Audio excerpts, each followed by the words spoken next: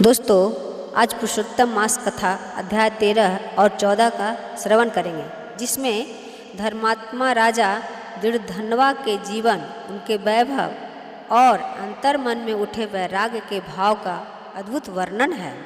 सूत जी बोले, हे मुनिश्रेष्ठों, अब मैं आपको उस पवित्र कथा का सार सुनाता हूँ, जिसमें धर्मात्मा राजा दृढ़धनवा के जीवन और उनके वैभव और अंतर्मन में उठे वैराग्य के भाव का अद्भुत वर्णन किया गया है। ऋषियों ने विनम्र होकर कहा, हे सूत जी, पुरुषोत्तम मास के प्रभाव से राजा दृढ़धनवा ने कैसे राज्य, परिवार और अंत में भगवान का परम धाम प्राप्त किया, कृपया करके इस कथा को विस्तार से कहिए।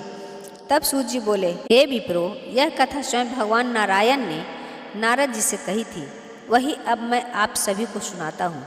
श्री नारायण बोले, हे नारद, है ये देश में चित्र शर्मा नाम का एक धर्मात्मा और प्रतापी राजा था।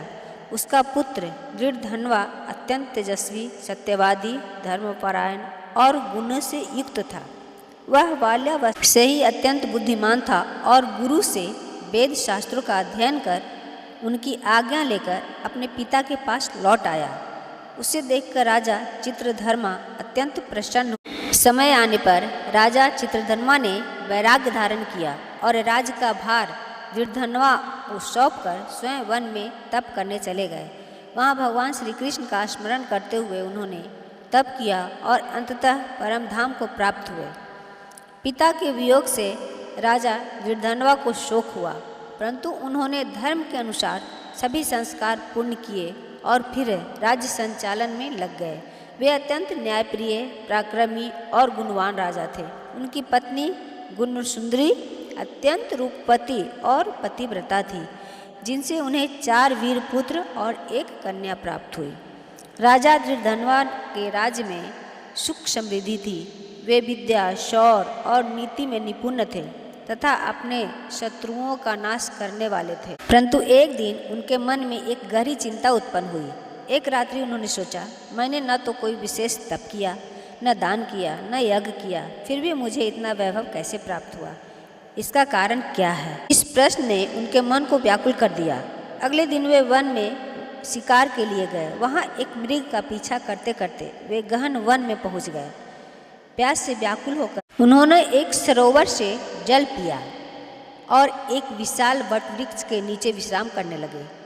उसी समय वहाँ एक अद्भुत तोता शुक पक्षी आया, जो मनुष्य की वाणी में एक गूढ़ श्लोक बार बार बोलने लगा।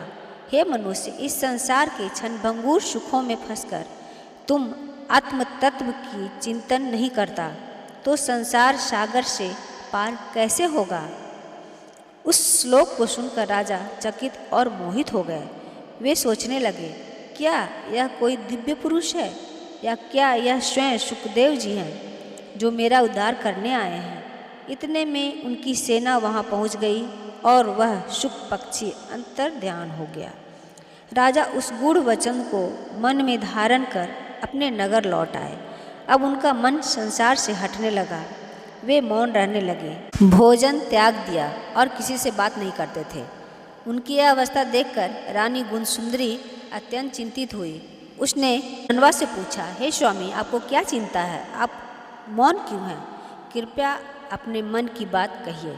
परंतु राजा उस शुक के वचनों से इतने डूबे हुए थे कि उन्होंने कोई उत्तर नहीं दिया। रानी भी उनके दुख का कारण न जान सकी और अत्यंत व्याकुल रहने लगी। इस प्रकार राजा दृढ़धनवा गहन चिंतन और वैराग्य में डूब रहे और उनके जीवन में अब एक नया मोड़ आने वाला था। अब पुरुषोत्तम मास कथा अध्याय 14 का सुनाइए। श्री नारायण बोले, हे नारद, अब आगे की कथा सुनो।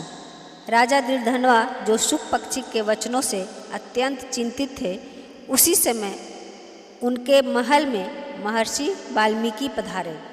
राजा ने दूर से ही उन्हें आते देखा तो तुरंत उठकर अत्यंत विनम्रता और श्रद्धा से उनके चरणों में दंडवत प्रणाम किया। विधि पूर्वक उनका पूजन कर उन्हें उच्च आसन पर बैठाया। उनके चरणों को अपने हाथों से धोकर उस चरणामृत को बड़े हर्ष से अपने मस्तक पर धारण किया। फिर शुक पक्षी की बात स्मरण करते हुए मधुर वाणी में बोले, हे भगवान, आज मैं धन्य हो गया हूँ। आपके दर्शन से मेरा जीवन सफल हो गया। आज मेरे सभी मनोरथ पूर्ण हो गए।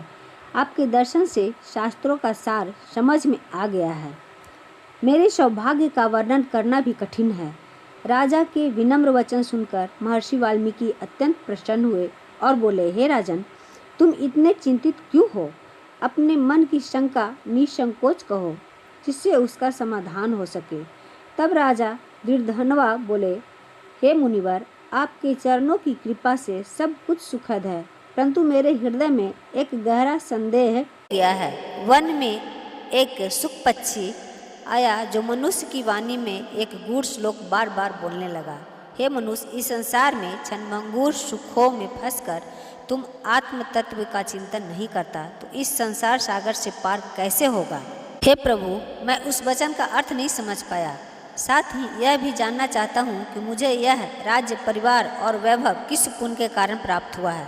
राजा की बात सुनकर महर्षि वाल्मीकि ने ध्यान लगाकर उनके पूर्व जन्म का ज्ञान प्राप्त किया और बोले, हे राजन, पूर्व जन्म में तुम द्रविड़ देश में ताम्रपर्णी नदी के तट पर रहने वाले सुदेव नामक ब्राह्मण थे। तुम धर्मपरायण, सत्यवादी और भगवान विष्णु के भक्त थे।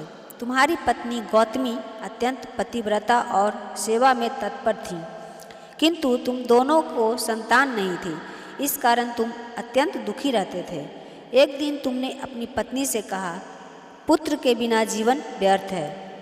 तब तुम्हारी पत्नी गौतमी ने धैर्यपूर्वक समझाया, हे स्वामी, आप जैसे ज्ञानी को पुत्र की इच्छा नहीं करनी चाहिए।